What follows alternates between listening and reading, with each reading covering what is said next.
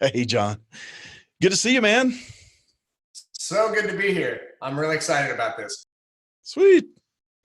Um, so I guess we can get started here. If just a couple housekeeping things, if you don't mind, just make sure you are muted. If you are on this call, make sure that you should, when you log in, be muted immediately. But if you're not, make sure you are. It just I want to ask John a few questions, and we're going to find out a little bit about who he is and what he's done, and why he's got a Dungeons hat on, a D&D hat on, and then we're going to ask him about his guitars and what he's up to, and open it up for Q&A. And he's got a list of your songs that you guys have submitted, and we're going to just pick at random one of those songs and see how many we get through, and try to wrap up right around noon or 12:15. Does that sound good to you, John? Great. Fantastic. Awesome, man. I got to meet John through Kathy Heller, through these classes. John is an amazing producer. We haven't had a whole lot of interaction yet, but we're still kind of getting to know each other. But I admire his work a lot, and I see some of the songs sometimes that he works on with other people, and they come in, and it's always fantastic production. John has worked with Billy Loeffler, right? Yeah, Bill Loeffler, worked with him. He's my manager. We're buds. Awesome. Well, why don't we get started? Let me just throw it over to you and ask you kind of how you got into music, where you're from, your background, where you're at, what you're doing. Oh man, that's a long story right there. I'm originally from the Midwest, and I moved out from Arizona to California, Southern California, about 14 or 15 years ago. After graduating college, I knew I wanted to pursue a music career, and I knew that Southern California was the place I wanted to be. So I ended up establishing roots here and performed as a singer-songwriter, recorded several albums, was on an indie label for a little while, did everything from like busking Third Street Promenade to like playing pretty decent-sized shows, opening up for major label acts. And along the way, I ended up deciding about 5 years ago that I wanted to learn to produce music. I was tired of having to put together the funds to hire a producer, and I knew that I always kind of had the skill set, even though I didn't realize how much work exactly it was going to entail getting into producing and doing it well. I kind of had a feeling that that was like a direction that I could go that would be really exciting, and I could not have to sit at a desk doing something that I didn't like doing every day. It was just like I was looking at that point in my life. I was like, what is it in the music industry that I can really start to sink my teeth into if I'm not, because I was not like having the kind of traction as a singer-songwriter that I wanted to have. And I was like, well, I really would like to try to produce music. And that's what I've been doing these last 5 years, is just really, I just took it, ran with it.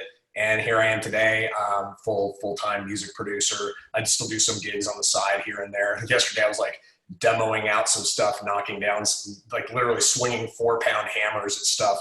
There's sometimes I do random gigs here and there, but for the most part I'm producing music. I'm writing stuff all the time, more creative, singing more.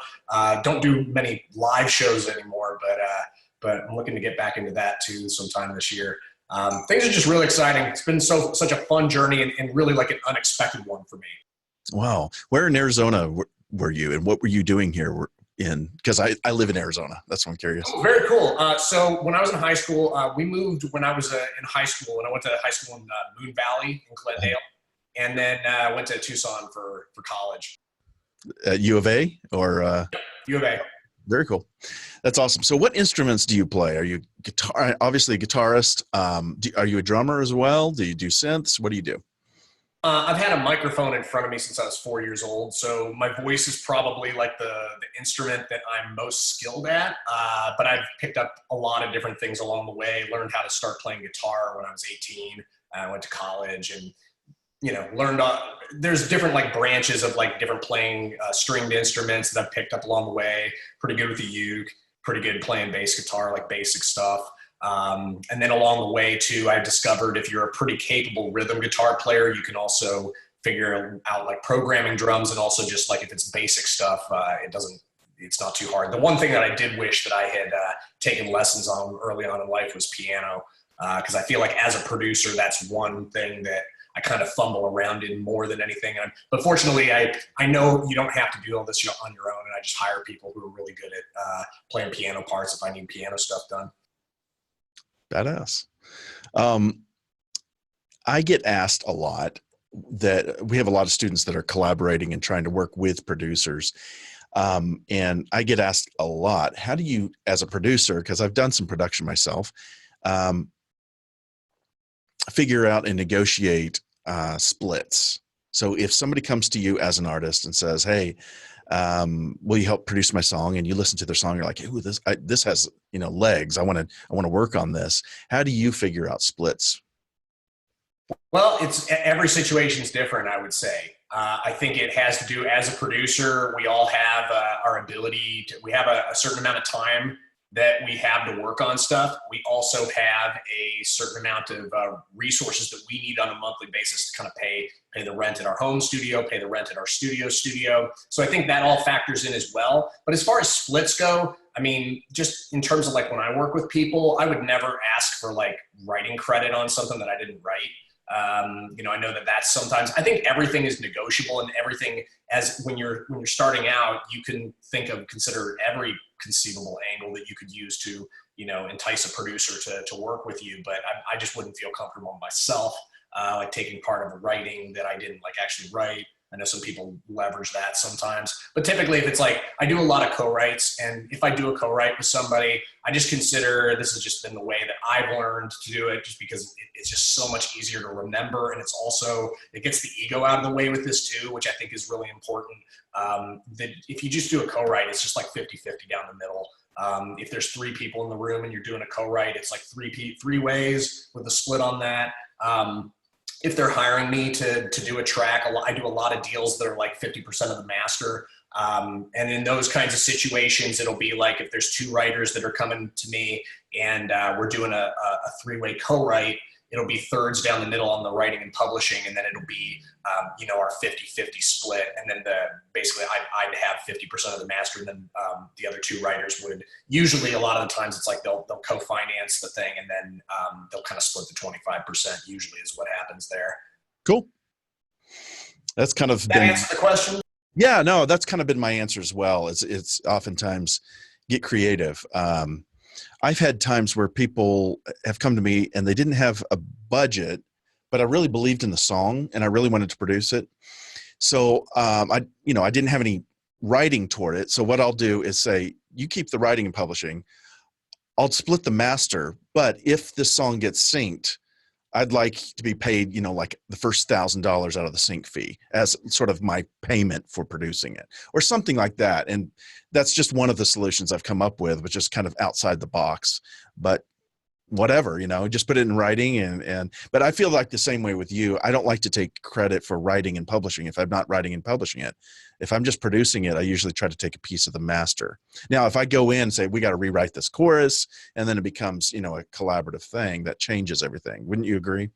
Yeah, I've had those kinds of situations come up too, where like somebody comes in with a song. A lot of times, and I've learned this too. I've probably written, if I had to guess, like probably the first 500 songs I wrote were absolute trash. And then after that, I learned how to write a decent song. But it's actually not until like 2 or 3 years ago where I had a couple of things that were in my writing that were kind of like things that blind spots for me. And then once I realized those blind spots and kind of figured those out, it kind of turned the corner for me. But a lot of people come in with songs that they think are finished. And then if they're open to feedback, a lot of times, like people, you can tell they're just like, I want to record this song and we're just going to do it. And if they want to do it that way, then we negotiate a deal around that. But if they're open to feedback, and you kind of have to feel that out a little bit, because I think, at the end of the day, there are people, we're trying to do stuff for sync, but at the end of the day, we're all artists too. And this is a very personal process. And sometimes these songs that we're making that are for sync actually are very deeply meaningful, and people have attachments to them. So I always try to honor that as well,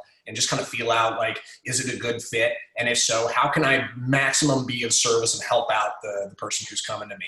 And then, like you were saying, like those kinds of deals, I've done those types of deals in the past where like the first amount of X amount of dollars that comes in from syncs, I take that as part of recouping the production expenses. I've found like as I've gone along further and further, I've had to kind of shy away from those because I have monthly bills that I have to pay, and it's just like you have more overhead. I'm in a really rad studio in Koreatown right now, and I gotta pay the rent there too. So it's just as long as it all works out, it's cool. Sometimes too, I will say this too. Sometimes with spec work, what can happen is it has to like really sit on a back burner sometimes, which I hate. So that's another reason why I don't overload myself with spec projects anymore. Just because it's like, I want to be able to give the stuff that I'm working on, like my undivided attention. And it's just more difficult when there's other stuff that's like in a way more pressing because it like helps me, support myself and my girlfriend and all that stuff. Makes a lot of sense. Let's jump into talking a little bit about the production process. Let's say I came to you, John Clinebell, and said, I want your John Clinebell goodness on this song. I want you to make it, and you listen to it and you're like, this has got some great, there's a great framework here. There's a great song. I hardly have to tweak anything. I'm just going to enhance it. Where do you usually start to start putting it into audible form? Where do you start? Are you talking about like somebody comes with an arrangement that's like a work tape or something like that? Yeah. Or even just sits down with a guitar and just shows you the song. You're like, this is a great song. Yeah. So more and more where I'm coming from when I'm producing people, it's actually great to just hear somebody perform the song live.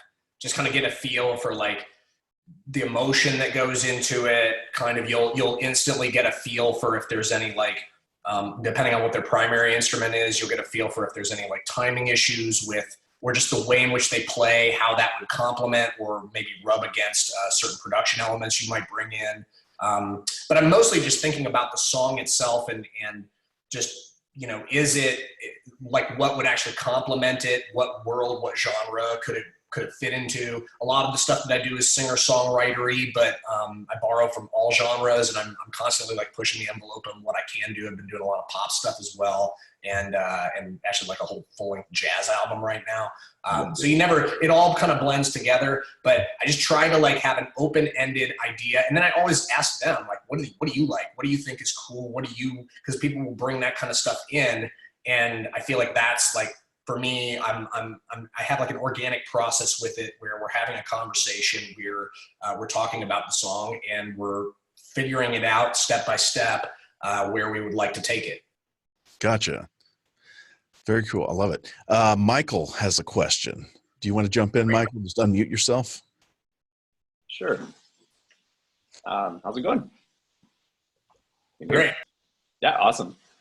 Just a question. You'd mentioned something about you had a lot of songwriting blind spots over your career. Do you mind sharing what those were? Or like, even though it's kind of talk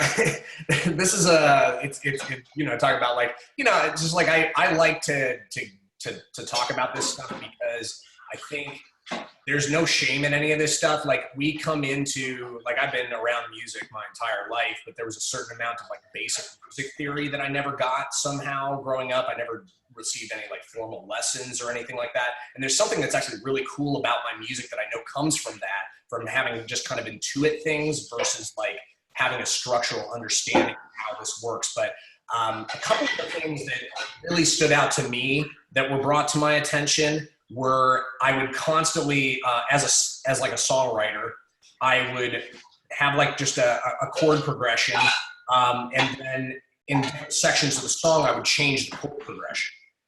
And it's like stuff like that. I realized that a lot of the times I was making those changes to the chord progression without a deep understanding of like whether the chords are in the same key. Like sometimes I would reach for stuff that just doesn't work, and it just like was kind of jarring to the listener to change the progression. A lot of the times, this is one thing that I've learned. It's like people, as boring as it can seem and as uncreative as it can seem, what people, when they're listening to music, are listening for is they're listening with obviously their own tastes of music and all that in mind, but there's a history of recorded music that has along with it some rules that people are just kind of used to. It's like one of the main things is like tension and release, or is like a main concept that like people like to be taken somewhere and then they like to be taken back and then they like to be taken somewhere again. And so that's another thing. It's like dynamics with things. So for me, it's like a lot of the times it was like jarring. I was making jarring shifts in like the chords. Another thing was also just vocally what I would do. I'm a pretty good vocalist. I would like hit people with something that was in a fairly high octave right off the bat, and it gave the vocal nowhere to go up. So that's another thing that I really learned is about like intervals and stepping up your intervals throughout the song, like throughout the progression of the chorus. And that's just one way of doing it. Like once you know the rules, then you can start really high and then you can go low or anything. But those were a couple of the things that were like, when I discovered this like 2 or 3 years ago, I was just like, oh, it was almost like a facepalm kind of moment for me. But the thing that was really cool about that is once you learn about this stuff and you have an open mind about it, you can literally revisit any song of yours that isn't working for whatever reason. And once you get to that kind of understanding, you can be like, oh, that's why it didn't work. And then after that, you probably won't make the same mistake again. Or if you, and it's not really a mistake, it's just like, that's just where you were at the time and you thought it sounded cool. But you know, once you know this and you put it, especially you put it into practice, I was really putting it into practice to try and do things kind of by the books. And it literally was like, for me, it just like, things just kind of took off. Like my writing was so much better. Yeah, it was actually like shortly after that I wrote some songs that got some pretty big placements. And yeah, you know, for me, that was like one of the missing pieces. So, you know, that's those were a couple of them for me. Awesome. Thank you so much. Pleasure. Can't hear you, Zion. Sorry, muted myself for a minute. I just got one of those standing desks, so I'm trying to use it more. Like I just raised it up and I realized it's probably making some weird noises, so I muted myself. So can you tell us a little bit about the placements? And didn't you get a Starbucks ad at one time? Yeah, I got a Starbucks ad that ran for about 2/3 of the year in 2017. And yeah, that was like my big break with all this. And I've probably had about a dozen other placements of assorted different, nothing like quite at that impact, but just different placements and different types and different situations, stuff that other people had produced, stuff that I've produced. It's yeah, but that was like the big first one that I got. That's a pretty big one to get. Can you tell us about that moment and how you? Yeah, it was great. I mean, it was cool. I feel like for stuff like that, it's a little like winning the lottery, and it feels a little like winning the lottery. But I think looking back, it was like it was a really good moment because it kind of validated some of the work that I'd really put in. I feel like as a producer, as a songwriter, there's so many hours of work that you have to put in to get better. And I feel like for anybody who is a producer or anybody who's like aspiring to produce, there's an entirely new 10,000 hours you have to put into that craft a lot of the time. But you know, for me, it was like a culmination of a lot of different things that came into that moment. And it felt great, you know? And I was also just more and more excited about like, let's just keep going. Let's keep doing this. And, you know, but yeah, it was really cool. One thing that was really rad was I had family still out in Arizona, and I was driving out there. I think it was like I can't remember what it was for. It was like in the middle of summer or something. I was driving out there to visit them, and I pulled off into a truck stop. This was like a couple weeks after they were starting to air the ads. And I was getting like a coffee or something like that. And they had a television in like the back corner of this huge truck stop. And I was like, and then I was like, oh yeah. And I look over and it's the commercial, it's the Starbucks ad. And so that was like a pretty cool moment too. You realize like, here's the thing, like you realize like one of these placements, if it's like a national ad, I can literally check off the box of like having had my voice heard by millions of people. Because it's absolutely true, even though it's like, you know, I'm not a Billboard artist or anything like that, but it's cool to think that somebody who came from a town of like 1,600 people in the middle of Illinois had his voice heard by, you know, millions of people for like 2/3 of the year. That was also like a pretty cool moment for me, you know, and like all the other placements that I've gotten, I'm sure there's like, stuff that's come of that. And people look you up too. Like I've had some weird placements. I had placements like where I had a song that was like playing in a bunch of UK 99-cent stores and like other types of UK retailers. And even though the song was unreleased, and I don't know how the guy found me, but he did some detective work and somehow found me so he could get a copy of the song, because he said it was just played nonstop over the system. How funny. Yeah, music touches people, and the more that you do this, you start getting your stuff out there in different places. It doesn't have to be just a Starbucks ad. It doesn't have to be a huge thing. You can get like smaller placements, and your music is going to be heard by people, and you're just going to have more of that connection, which I think as songwriters and as creators, we all want. We're creating music to convey a message and to communicate to people. So yeah, that's I think part of what we're doing here is we're all trying to do that. Absolutely. Marie, unmute yourself. Let's hear from you. Hello. Hey. Hi, John. Okay, so I actually wanted to ask you a story that I haven't heard. So we've heard from Kathy that you were almost thinking of like quitting or like letting, something like that you maybe weren't gonna keep going because like it wasn't happening and I feel like that is something that probably a lot of people share. So maybe you can tell us how you moved away from that and kept going and got the Starbucks or whatever happened after that. So. Yeah, sure. Great question.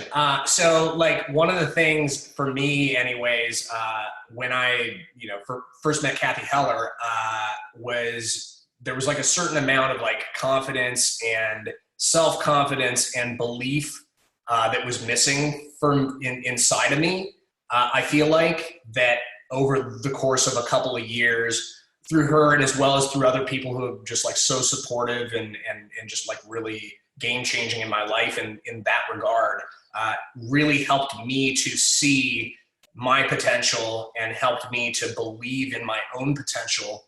And then as a result of that, it really, I think like things around me kind of changed because my own beliefs had changed like substantially. I do remember there was one time, I think it was in 2016, she offered a series of in-person workshops. They were like monthly kind of deals. And I think like after the second or third one, I came up to her after like during a break or afterwards or something like that. And I said like, I just don't know if I can, I don't know if I have it. I don't know if I'm going to do this. And she looked at me and she's like, you are going to do it. You are doing it.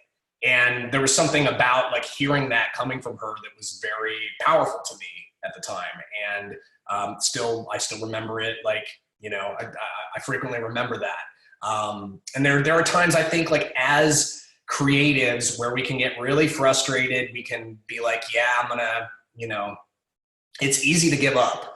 And it's easy to kind of work a typical job and sometimes just to certain effects, like some people may never like work in music full time, and that's okay. Like that's all right too.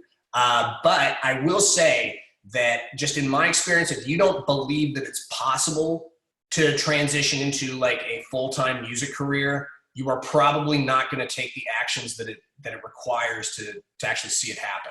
And I feel like it's part like belief that it's possible specifically for you. That's really important. And something that I certainly got from her, and I'll forever be grateful for it. Cool. Yeah, I agree 100%.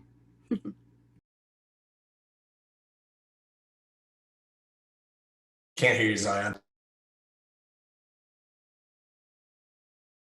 Sorry about that. Marie is an incredible songwriter and artist. Just an all-around, just phenomenal force to be reckoned with, and anyone that gets to work with her is honored. She's got a great voice. Yeah. Let's chat with Drew. Do you want to unmute yourself, Drew?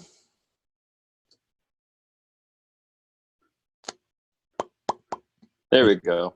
There you go. Hey, could you go into a little bit more depth about how you are looking to leverage your success with Sync and say the Starbucks ad or other ads with your own like maybe individual artist career? talked about like going to start to do more live shows and things like that. Have you kind of laid out a plan or roadmap?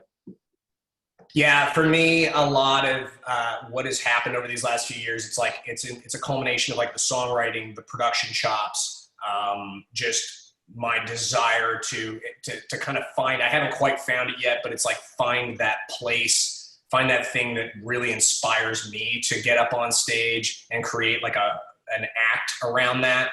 That's just my own personal thing, but I've also found like this whole thing. It's like I've also realized it's so much about marketing. And now that I have like an understanding of the business side of it more and more with the artist stuff as well, it's about like putting together a package and just understanding what the package that you need to put together is. And just like, yeah, I think there's logistics around it, and there's a project management aspect to all of it. And, it's a matter of like some people come to you and they want to do stuff in sync, but some people who come to you and want to do stuff in sync are also amazing artists who are out there performing live. They're out there supporting what they do. And I think the more you can do that, the more it actually helps. Those two things I think go hand in hand.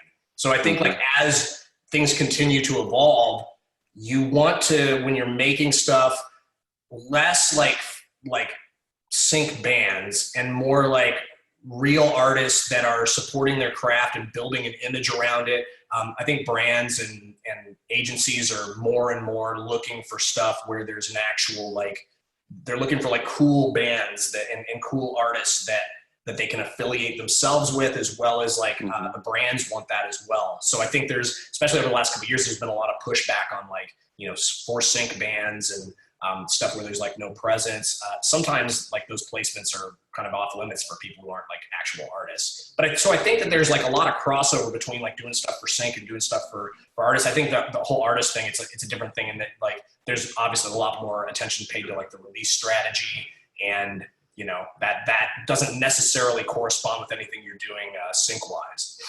Mm-hmm. I don't know if that answers your question. Yeah, it does. It totally does. And that's kind of what I was thinking, or I'm trying to do with my own situation.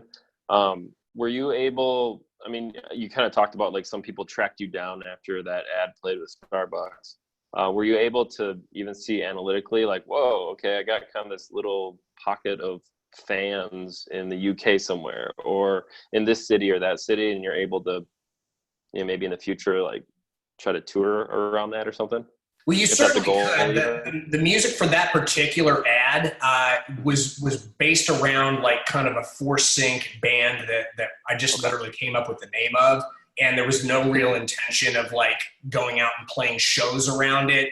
And I don't think I'm continuing to make tracks for that artist, but it's like it's a creation. I don't think I would ever like go out on the road and like play shows for that, unless I mean, who knows? You never know with this stuff, but I haven't really like gone the extra length that I would go to. Like I said, I'm cooking up some ideas of some things that I want to do, some things that would really get me excited about, like, maybe even putting a little tour together and those types of things. Like, I don't think that particular artist, I think it all boils down to like, how do you want to put your time? What are you trying to do? Or do you already have a brand? I think at that point too, it was like, I didn't really have a brand at that point that I felt like, releasing the song as like that brand would really help lift that particular brand. I think one thing that people have as far as like a serious advantage going into this whole thing sometimes is that they have like a following of some type. And that could be huge, because then once you start to put together some of this stuff that makes a song quote unquote sync friendly, you make it something and just make a really good song and have a solid release strategy around it. It could potentially amplify what it is you're already doing as an artist. Music that's a little more accessible in a way to people than maybe like not accessible at all, but just really effing cool, Yeah. Like I think there's no rules with it. That's the great thing. As we've all seen, there's no rules with this, but if you know the sandbox, then you can break the rules a little more intelligently, I've found anyways. Good way to put it. Okay, sweet. Thank you. Question, Mark. What's up, man? Hey, how's it going? Good. Good. John, nice to meet you virtually. I'm working on, production chops of my own, and maybe you can speak a little bit about when you were kind of increasing your skill set, maybe what some of the resources that you used. You know, I know there's stuff out there about learning frequency spectrum better. There's lots of sites, lots of websites of things. There's lots of programs and whatnot. But maybe you can kind of shed some light on what your process was like, and what really what you found helped to start getting really good, like polished mixes. Like what were some of those things? Yeah, so for me, it was a little, I kind of dove in. I didn't quite know what I was getting myself into in a way. You don't realize how many different things are in play when you're producing something. And when I say you're producing something, anybody can like get GarageBand and mess around with it. But to get your stuff to a level where it's like in the area that it needs to be in order to be consistently competitive, that's like a whole other thing. So for me, it was like, I was attacking this from like a lot of different angles. I literally hired a couple of really good producers to come in and show me some things on Pro Tools. I think that's actually a really valid resource. It's such a good thing to do. Just like hire a really good producer. If you happen to be in the LA area and you want to learn how to produce, there's like so many people that will just come over to your spot and show you like some techniques on how to, whatever it is you want to learn, whether it's mixing or just like using the DAW, whatever DAW you want to use.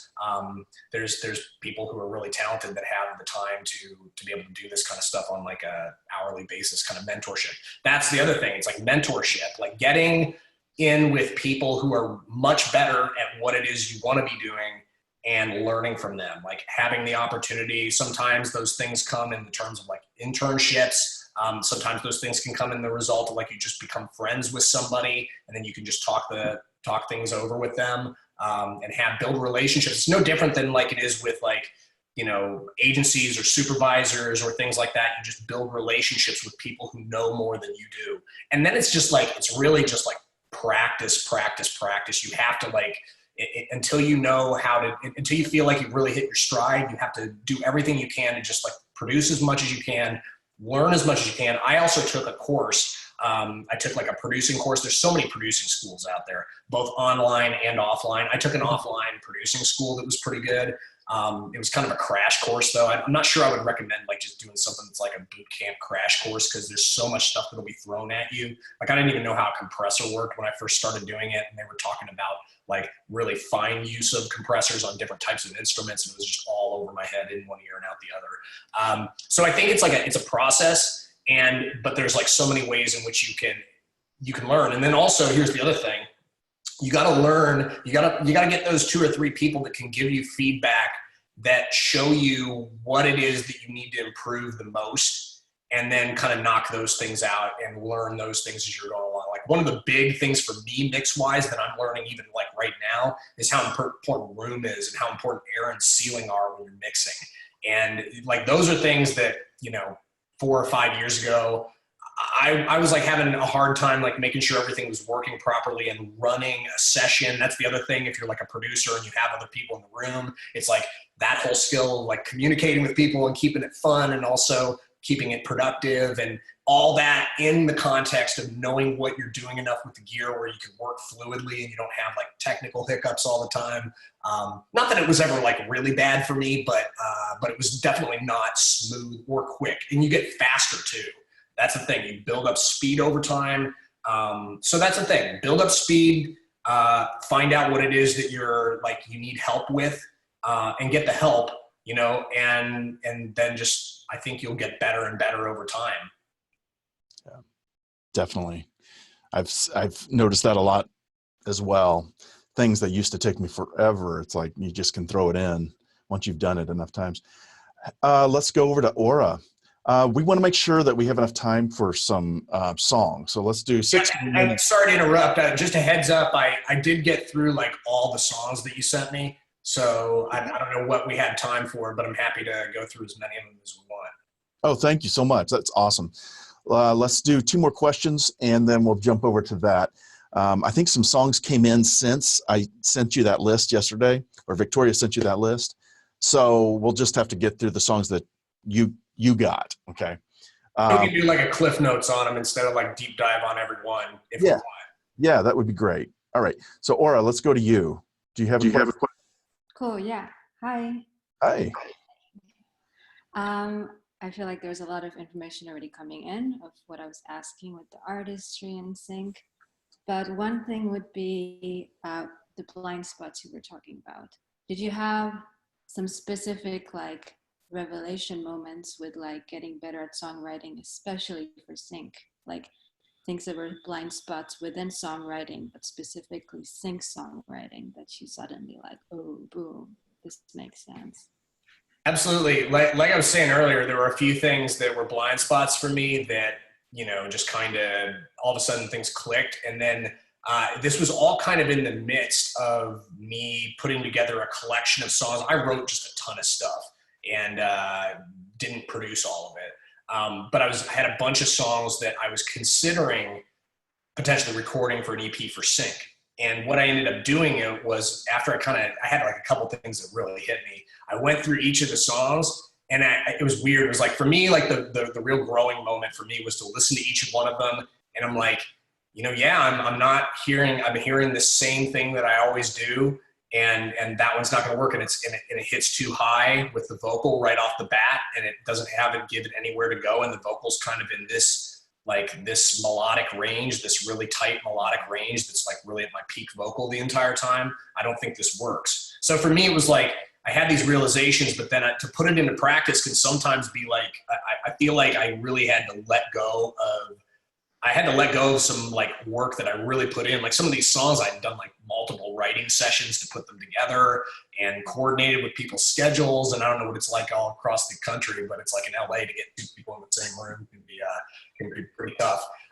So it was like, putting it into practice, I think was a big growth moment for me. And I think that was like the first time that I was like, oh, it's like really kind of coming together in this realm of stuff that we're all trying to do. Okay. Yeah. Because I feel like the bridging the artistry and sync stuff, I realized that we like just started and it's just going to take a while. But yeah, I definitely have this thing in my brain where it's like, yeah, I know how to write songs, but then it's like sing songs. And somehow my brain thinks it's a completely different thing. And yes, it is somewhat, but like I really like how you're saying that like people are looking for real artists who are putting out stuff that is also syncable. So like that would be cool. But yeah, I guess it's. Sorry, I mean to interrupt you, but it is and it isn't. It's like they're looking for artists, but they're what was I going to say? Shoot.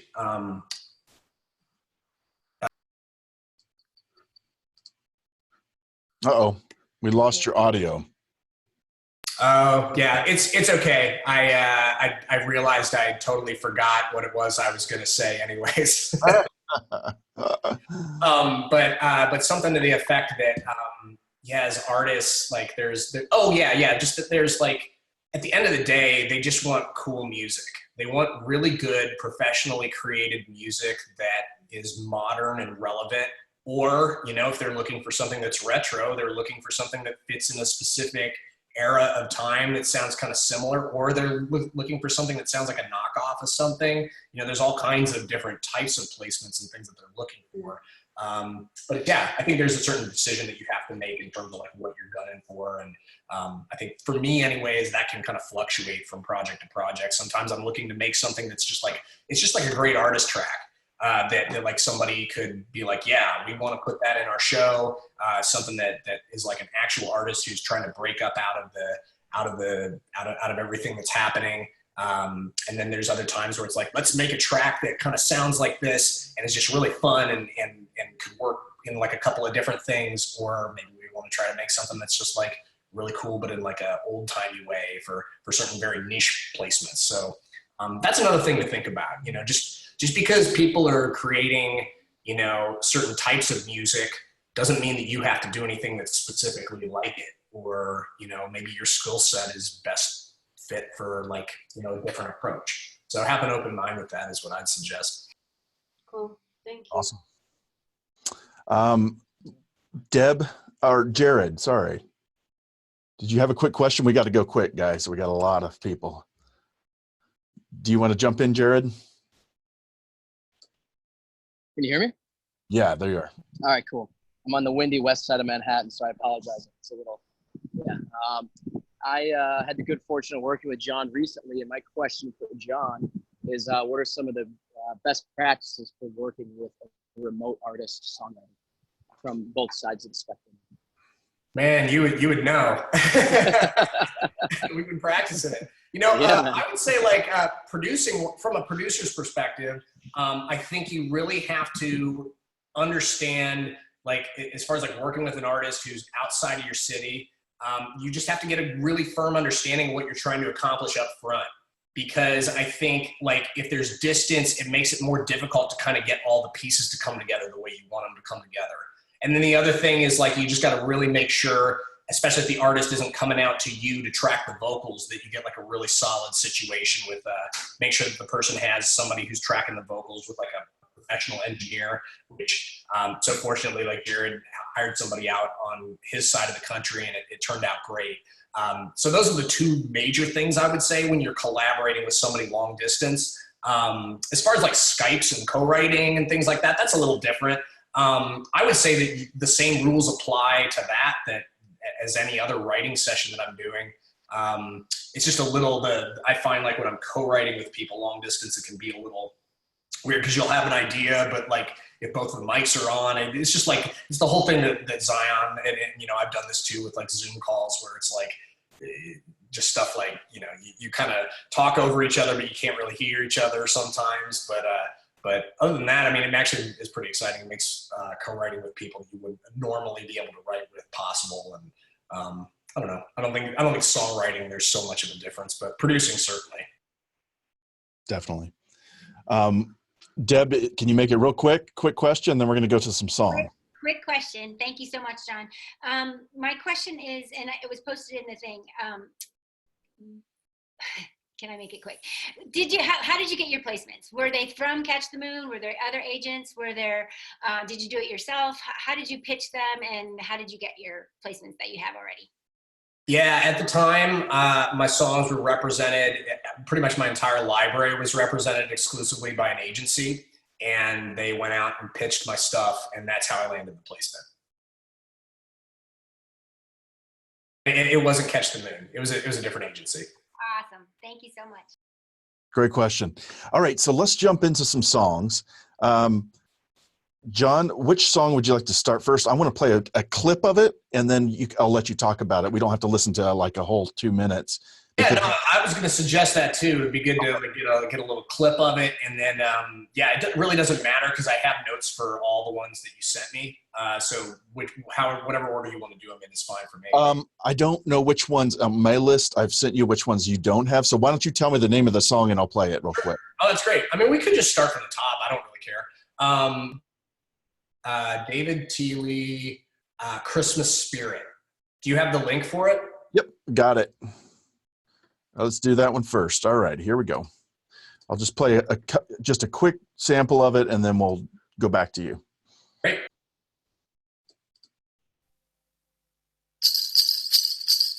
A snow globe with the whole world in it. I shake it up and watch it come alive. Right now is the time for living.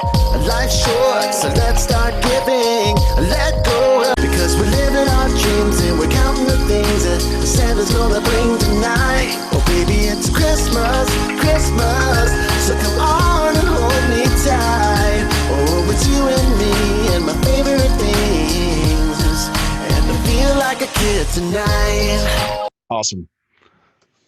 Great. So I got a list of things. First, I want to say, like, I really like the track. It feels really full and satisfying, and there's a great incorporation of, like, the Christmas elements. I felt like the vocal, you could hear what he was singing the whole time, which was great. So those were, like, the things that I noticed, like, right off the bat. As far as, like, just things that I would do, and by the way, this is just my opinion, just one of a caveat, and I want to, like, acknowledge and like, all the hard work that everybody's been putting into these tracks. This is just what I would do if I was like reapproaching some of these things that are like released on Spotify. I know you wouldn't really go back and change them, but like the things like if they were an in production mix or something where it was still possible to like change some things, this is what I would do if I was producing. So the things I was hearing with this, I thought that maybe that bell that comes in the very beginning, the jingle bell was maybe a little too loud once the track once the track actually gets going. You can maybe like try to fade that out a little bit as the track comes to life. Same thing with like, there's this verse bell. It's like kind of a plucky kind of bell. Maybe you can kind of duck it when the vocal comes in.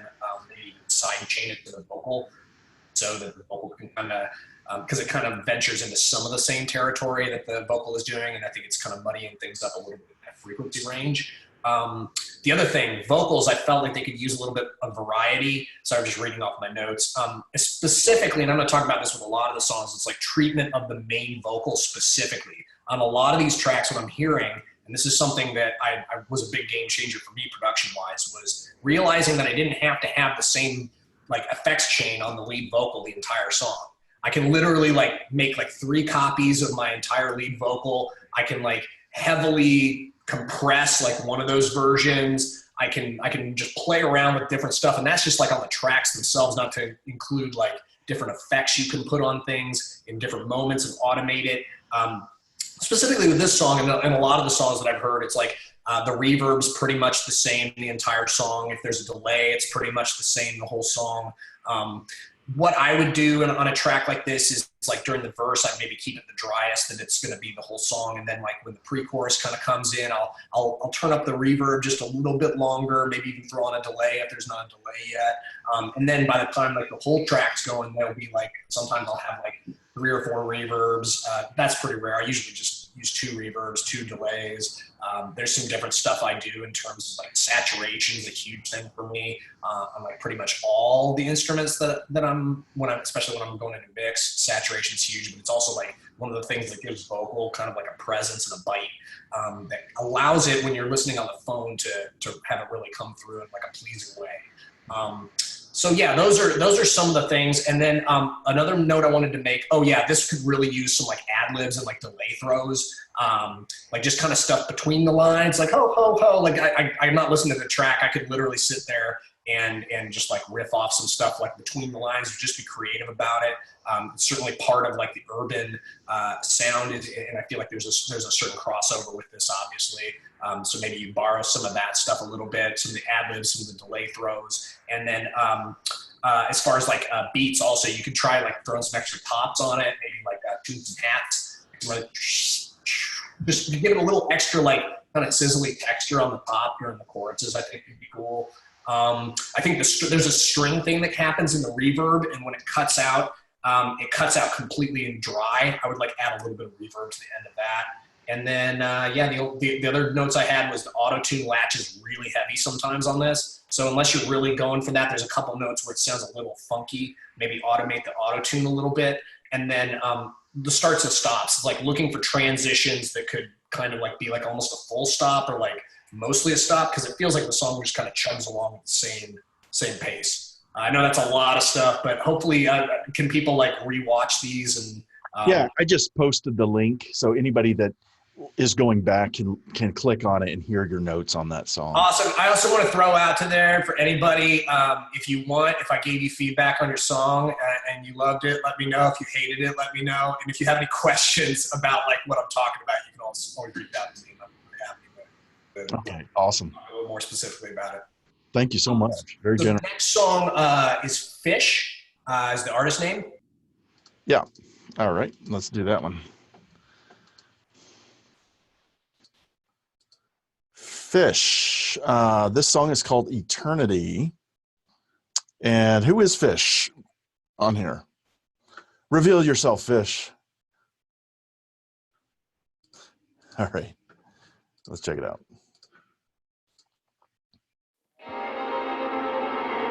This simple life inside my city, I'm grateful for what I have been given. But when I think of where I'm headed, I'm not content with any of it. Endless nights I lay awake, I'm done with days that I am faking. Who I am and who I could be, what I want and who I'm loving. Listen close, it's not a joke, I've packed my bags and I am ready. So let's go and find our calling. Hope is all we've got, and that's enough for me to leave. What's life without a mystery? So go, it's time to solve it. No, this world's revolving faster than you could believe. So spin with me until we find our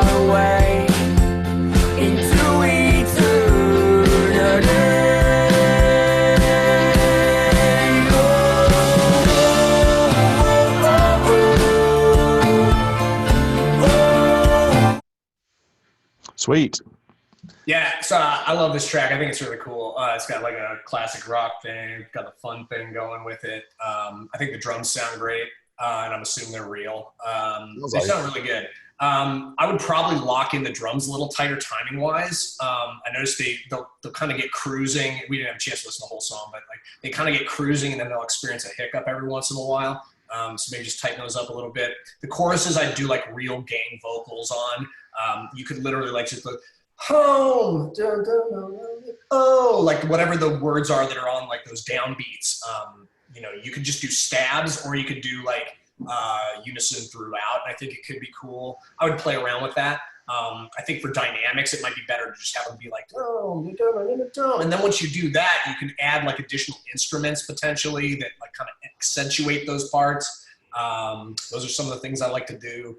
You can also do a little call and response on the treatment of your lead vocals too. Oh yeah, this is something I play around with a lot and I find is a cool technique to vary up a vocal, like a lead vocal, especially if it's like kind of got a call response thing. If there's like one line that does, then it's like, what I'll do is I'll home, I'll have a different effect on that. Maybe I'll like heavily saturate it or even like put on like, there's a setting that I like in FabFilter that's called antique public address that like takes out like almost everything out of it and makes it like really small, but it can be kind of cool as an effect. So it depends on like, I'd say just play around with that. Because I think as a whole, just that lead vocal going through the chorus, just kind of chugging along, it might be nice to vary it up a little bit. And that's where, like I was saying, take your lead vocal track, copy and paste it like 2 or 3 times, and then just go to town. Of course, you're going to mute them all playing at the same time. Pick, like maybe in certain spots, you'll mute the lead vocal on the main one, and then you'll just like put like a really heavily compressed, heavily filtered with like a bunch of reverb. I don't know. There's no formula with it, but play around with different stuff. Be creative there. I think there could use some high shine during the chorus on this. You could put like a pad, maybe layer a couple of them. Could be nice. I felt like the bass, actually, now that I'm listening it through on this whole setup, it actually sounds pretty good. I thought maybe it could use a touch more saturation. Saturation on the bass is like, that is really what allows it to cut through on the phone. There's a lot of diffusion in the different elements in the track across the stereo spectrum, which I think is muddying up the mix a little bit. I think this is something that I've learned as a game changer, is like really kind of picking your spots for where things are in the mix, not only from like the instrument point of view, but also like where do you want the frequencies to be.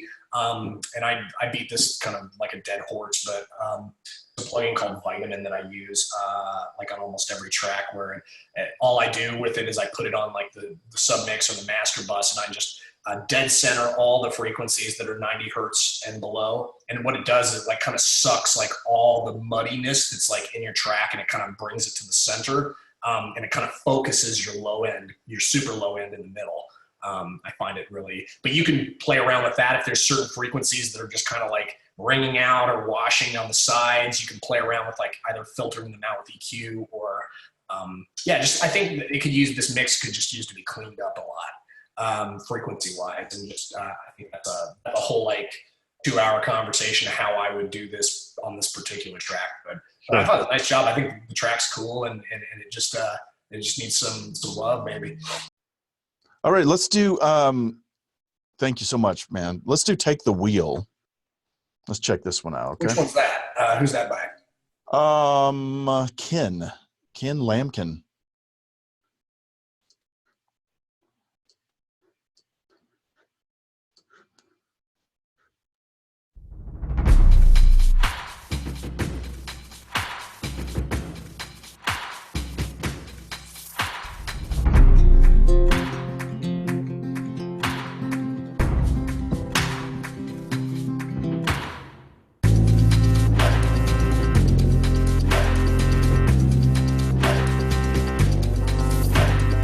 Giving up because you done all you can.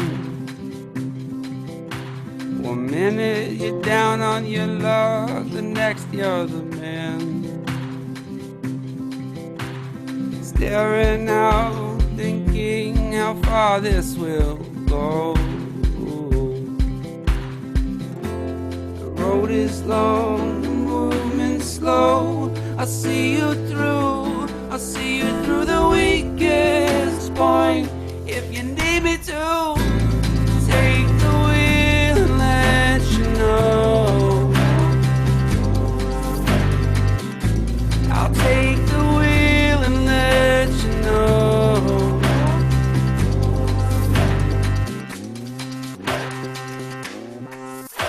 No matter. Cool.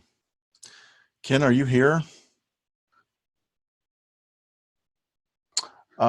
If you want to jump in, unmute yourself. Otherwise, John, go for it, man. Yeah, Ken, if you're on here, you feel free to interrupt me. But I'll just jump into it. This song really had me in the first 10 seconds. I thought it was like a really cool, like kind of start to things. I love the choice of the production elements. It's like, I feel like it's unique. I feel like there's a lot of cool sounds that are not like your typical, I don't know. It just felt, I really liked a lot of the different choices of production elements on this. I feel like the intro length is an issue. 25 seconds is way too long to have them wait for a vocal. And then I would start the vocal when the acoustic guitar comes in on this. I would just kind of start, you could kind of start the song when that acoustic comes in if I was doing it.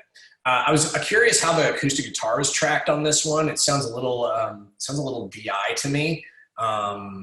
Which, you know, there's nothing wrong with it. It's just going to give it less of an organic vibe, and it's going to give it more of like an electro acoustic kind of vibe. For me, I don't really like that sound, just personally. I like something that sounds a little more like it's in the room. Acoustic doubling can be awesome when it's done well, but a rhythmic like arpeggiated part like this, I would tighten them up a little bit more. I feel like a little bit of flamming is cool, but when they flam too much against each other, it can kind of sound sloppy and not as good. The lead vocal, I felt like it could use a little more pop. And I talked a little bit about this just in terms of vocal approach, but subtractive EQ is a great thing. I was pretty much always start with vocals when I'm doing vocals on my vocal, like whatever vocal it is. I do like a subtractive EQ, sometimes really aggressively. It will go up sometimes like 400 or 500 hertz and take a pretty steep slope off of that. I feel like there's a lot of muddiness that can come and a lot of stuff that's like kind of unwanted. Of course, you're going to get rid of a lot of the plosives that way. Not that I heard anything like that here, but I think like with pretty much every track, every vocal track, I'm experimenting with what can I take away? Because one thing you want to consider when you're building a song is like, what stuff do I want to hit in what frequency areas? Because everything can't be in this area, like this area, for example. I don't even know what that area is, but whatever that is on the stereo spectrum, not everything can be there, or else your mix is going to sound terrible. So, I mean, who knows? Maybe it sounds great, but probably not. So you want to pick and choose kind of where you want different elements to sit. So I'd find like kind of where the sweet spot is for this vocal, and then just kind of cut everything below that. I think for male vocals, a lot of the time I'll include a little bit more of the low end, just because it just tends to. That's what I tend to do with that. Let's see, compression, having dedicated buses, mixing. In the following separate effects, like I was saying before, saturation, compression, a couple reverbs, a couple delays, and a couple other things that I do a lot is I'll use a pitch tool, like Alter Board is a great one, where you can literally just do like a low octave or a high octave, and it's really easy to set that up. And what that'll do is if you have like a vocal that's kind of middle of the road, but you want to give it a little more meat without like having the muddiness, what you can do is you can use a plugin like Alter Boy to do a low octave of the vocal, and then you can distort it, you can drive it, and then what ends up happening is you get the clarity of the low end that helps like kind of lift up the vocal and make it more present without having it muddy up the mix. I don't know if that makes sense, but that's something I use all the time. The other thing I use a lot is like a whisper kind of effect at a very low volume, and there's a plugin called Morphoder. Waves makes this, where you can just set it to, there's one of the presets is called Whisper, and then you can just kind of blend that in just a hair, and it'll give a little bit more air and presence to the vocal. Those are a couple things. Delay throws would be great on this to help fill in the spaces. The throws could have long tail reverb on them possibly. I felt like the bass could use some love, maybe a little side chain to the kick and some saturation. I felt like the low end drums on this kind of drop out for lengthy parts of the song. For the peak parts, I'd kind of want like all the frequency spectrum lighting up. And then with this, it's like, oh, here's the main thing. And this isn't really in regards to the production, but it kind of is, because I feel like production and arrangement they kind of go hand in hand. Songwriting, it also goes hand in hand, but I feel like the songwriting is more like the front of the process a lot of the time. You can always explore the songwriting, but I feel like for this particular song, the arrangement of it, you have a lot of different cool pieces, but it's like figuring out a way that you can like have it come up and crescendo and then drop back down, and figure out a way that you can create tension and release using these elements that you have. Because I feel like what happens is like, as I'm listening to the song, it feels kind of unpredictable. And that to me is not, it feels like I don't really quite know where it's heading sometimes. And so maybe focusing in where you want to take it to that big point, and then where you want to drop it back to, or if you want to do the reverse, that's fine. But just like have like a template for the listener to understand how your song works. So then like the second time it goes through it, they'll kind of have a guide. Oh, okay, this is where this comes in. And then there'll be a satisfaction in the listener. I find a lot of times too, it's like you want to teach people how to listen to your song, and the way you do that is being kind of consistent with your structure. So I would revisit the structure on this one. Yep, that's the notes I had. Awesome, man. John, not you, John Clinebell, but different John has a question. John's iPhone. Absolutely. Go for it, John. All right, well, let's check out another one. So what was the Whisper plugin you just talked about? Oh, it's not called Whisper, but Waves makes a plugin called Morphoder, which is it's like a, I think it's like a, what's that? Geez, how am I spacing the name of it? But, the Waves vocoder. It's a vocoder. It's basically the Waves vocoder. I don't really use it for vocoding. I use a different one, but I use this Whisper setting. It's great for that. It's great. What it does, it sounds like really ghosty. It sounds like crap, actually. Like if you just solo that, it sounds awful. But what ends up happening is if you just like blend it in just a little bit, it'll kind of give a little air around the vocal. Interesting. I like it. I've never heard of that one. All right. How about we do that? His voice, by the way, reminded me a lot of Damien Rice. Do you know who that is? Yeah, absolutely. He had kind of that, it's kind of pitchy and whiny, but it really like longing. There's a lot of passion in it. I really like that voice. Oh, totally. And before we move on, I just wanted to say, I did hear, as we were just listening to it over the speakers, I was hearing it'd be really cool to maybe creep in some kind of Big Sky kind of sounding guitar, just like little ringing notes, like kind of even start creeping that in the verses. I think could sound really cool. Cause I think there is a little bit of like, almost like folky alt country kind of vibe to this too. And that might totally, just as a singer-songwriter track, could sound cool, add like an extra texture to kind of help fill out the spaces, along with, just like I was saying before, doing some type of delay throws on some of those lines. Awesome. Just like a longer tail reverb. Let's check out Michael Tobar's song, Smile. Are you okay on time for a little bit more, John? I'm fine. I mean, I'm cool to do this at least like for another 15 minutes. I mean, I don't mind. Like, this is fun. That's what I was thinking, about 15 more minutes. All right, here we go.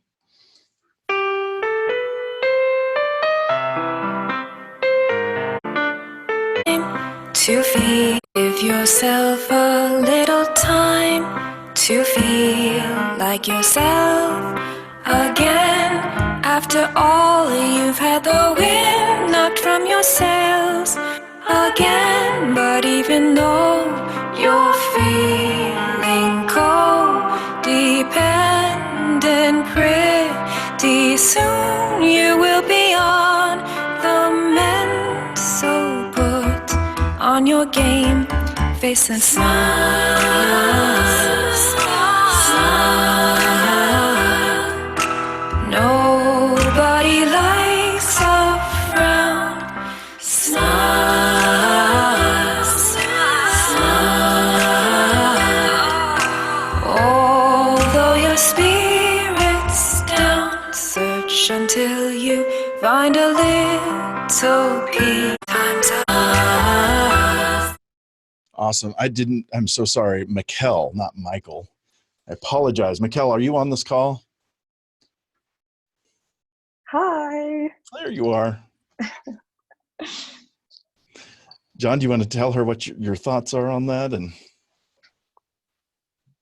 think you're muted. Sorry, I had my cursor on like the notes that I was making. Sorry about that. I love this track. I think it's great. It's got such a cool vibe. The vocals are amazing. Yeah, I think the vocal layers were really cool and unique. And I do have some notes as far as like I was kind of continuing to refine this and build it up a little bit. I think the main thing, like frequency-wise, I'm hearing, especially with the vocal, is it needs a de-esser and it needs like a little graphical EQ surgery. And what I'm saying about like surgery, it's like finding where are those places in the vocal where you're having a buildup of like something that sounds harsh. And if you've never done that before, what I'll typically do is I'll just set a really narrow cue on it and then just like really spike it up to like 10 or 20 or maybe even 30, of a boost of it. Then I'll just scan through as it's going and I'll find like where are like the 2 or 3 places that are just like kind of just, it just sounds like kind of, it's like, I'm hearing kind of like a harshness to it. You don't want to take all the harshness away, but you want to definitely ease some of that. And then the de-esser will also help with that. There's also, it's kind of an expensive plugin, but I use it on like a lot of vocals. It's called Soothe by OEK Sound. That's a great plugin. It does a lot of what I'm talking about with like the kind of like hunting it out. It actually kind of like automates that. It kind of does it for you. Can be kind of cool.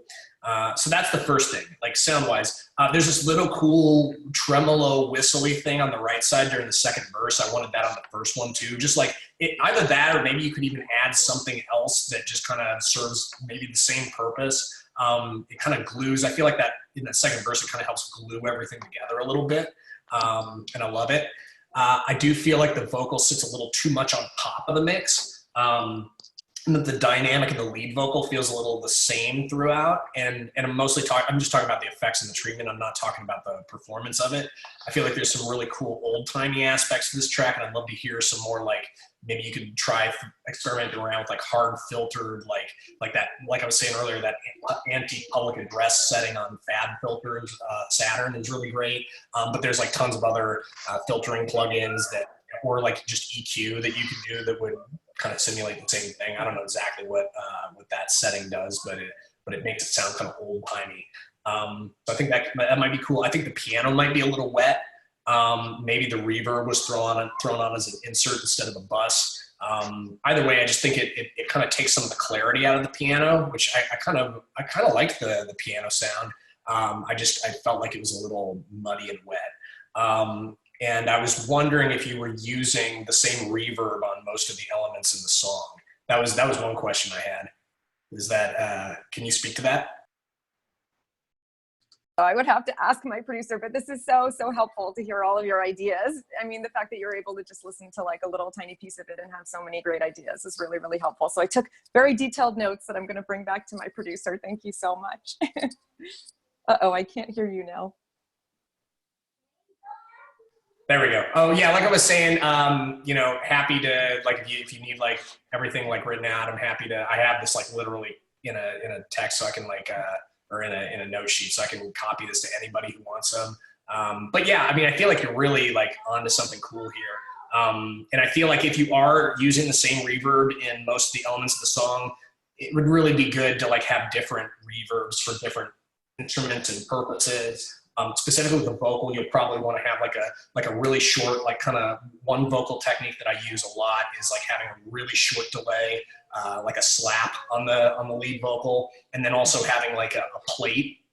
And then in some cases, I'll also have like a cathedral reverb.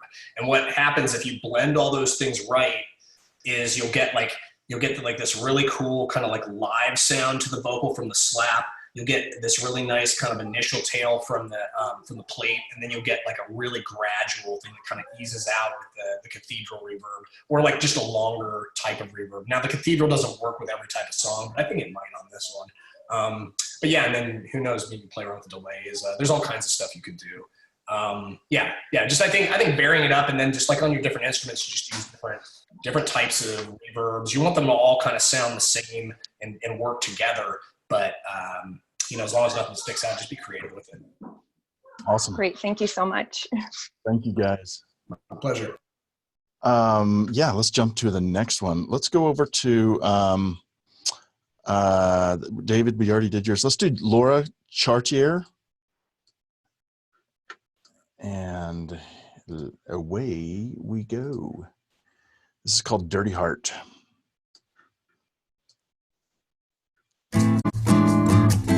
why I fought on, I don't know. Should've walked out of here long ago. Your dirty heart's not my problem anymore. We both know that I see through in your eyes and know that it's true. If there's two paths to take, you'll take the low. You haven't had a compass in years, outdated maps and driven by fear. Your dirty heart's not my problem anymore. Some people say I'm like one thing from afar, but I have seen what's rotten in your heart. All you ever showed to me were lies and inconsistencies. Your dirty heart's not my problem anymore.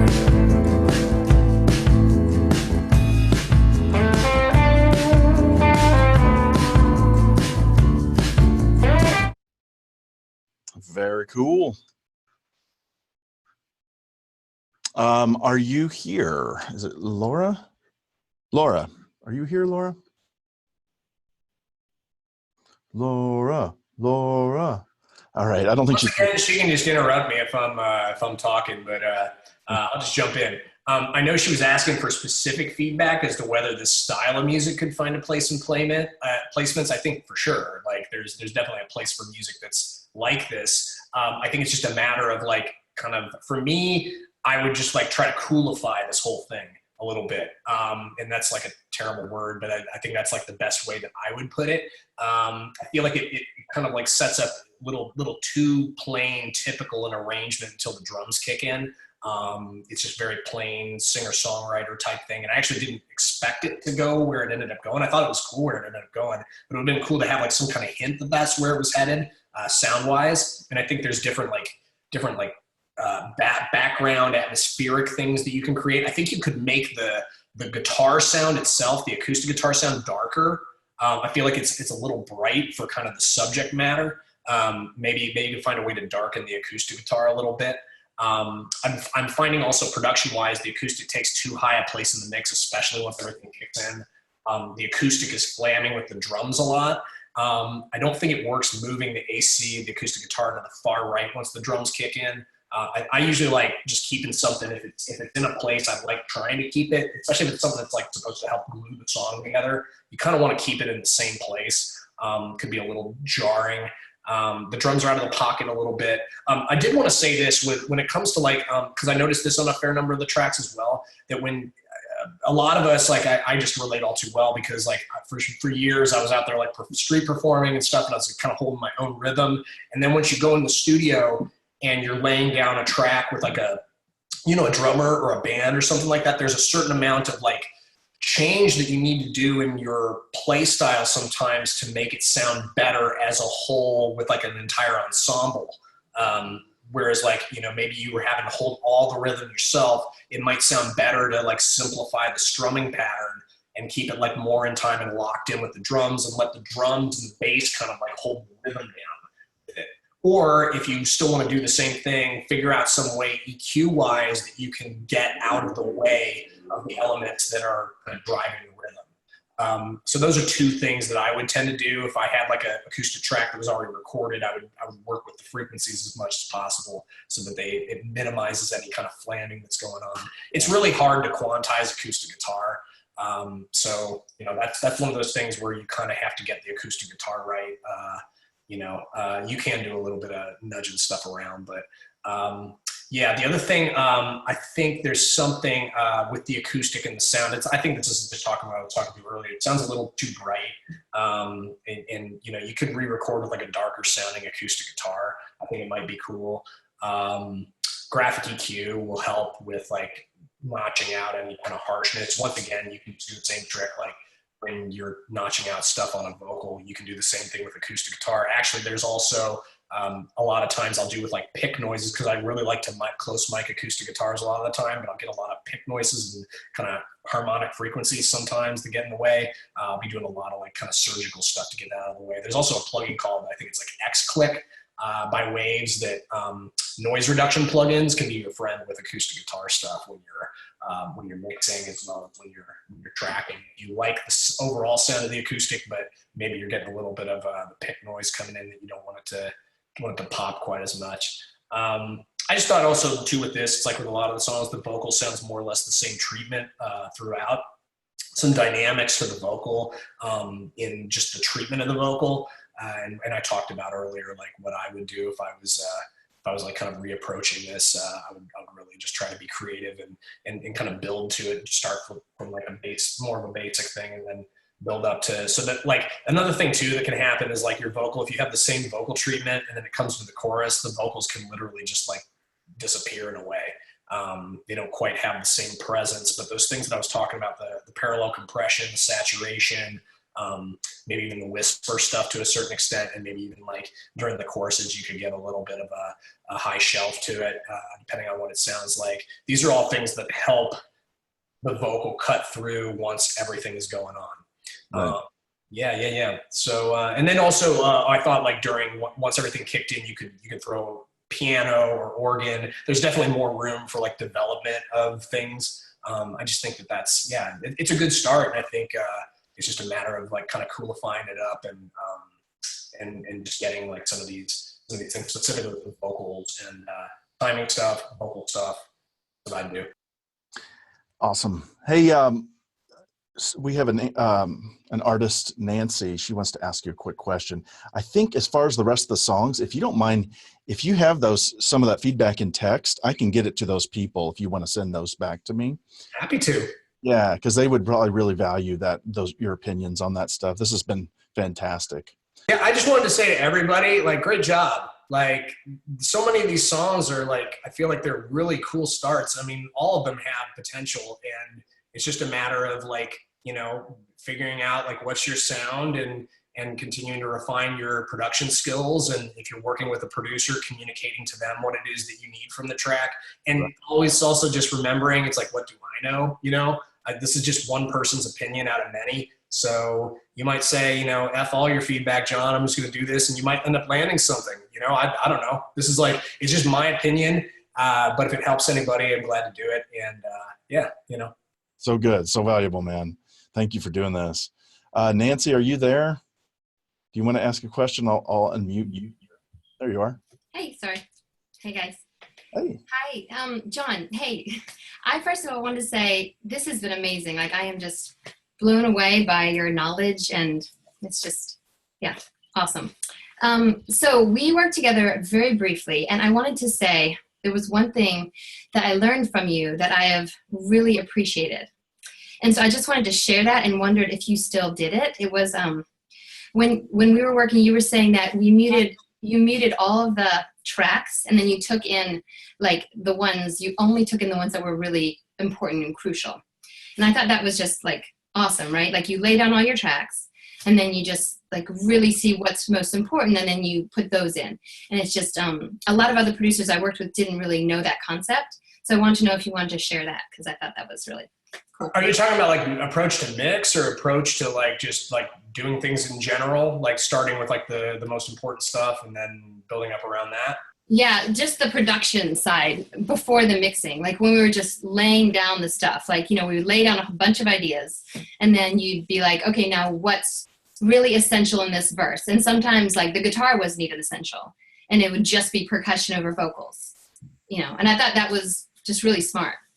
I think it all boils down to like, what are your core instruments? What are the things that you really want coming out of the mix? And sometimes like, here's one thing, when you produce and when you start to work with producers and you get better at like kind of communicating what you need from producers, a lot of the time what you can do is you can figure out, well, like, what are my core instruments? Like, what are the things I really want kind of to be the backbone of the song? And of course, if those are the things that are the most important, those things have got to be really solid.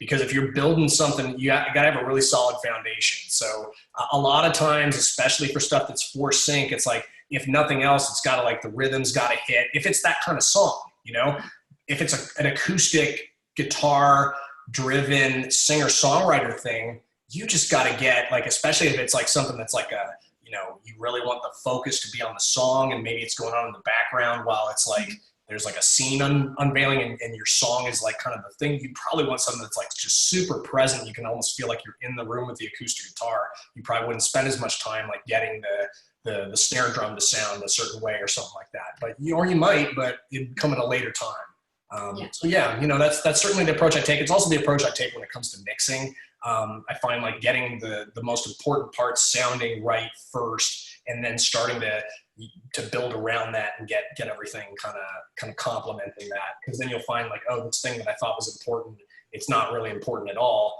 Or you might discover once you add it, you're like, oh, that needs to be much louder than you normally would. So yeah. Yeah, cool. Yeah, thanks.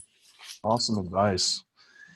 Guys, this has been amazing. John, thank you so much for doing this. I really appreciate it. I think everybody here just really appreciates your wisdom and your friendliness and just easygoingness and generosity. So thank you so much. Hey, Zion, thank you so much for having me on here, and it's my pleasure. And like I said, if anybody has questions about anything I talked about, feel free to hit me up. I'm around. I think my Instagram handle is John Clinebell. You can just look me up on Facebook too. Just message me or whatever. Just reach out to me if you have any questions. I'll give you that list of the feedback. And just if you have any questions too, just like replay this thing. If you want to rehear any aspect of like with your song, it might be good to just re-listen. Some of the stuff will be really easy for you to figure out, like what a delay throw is. You can just look that up on YouTube or things like that. But some of the other stuff, I'm happy to answer questions that anybody has. Yeah. Awesome. Thanks so much, man. Talk to you later. Bye, guys. Have a good one, everybody. Have a good one.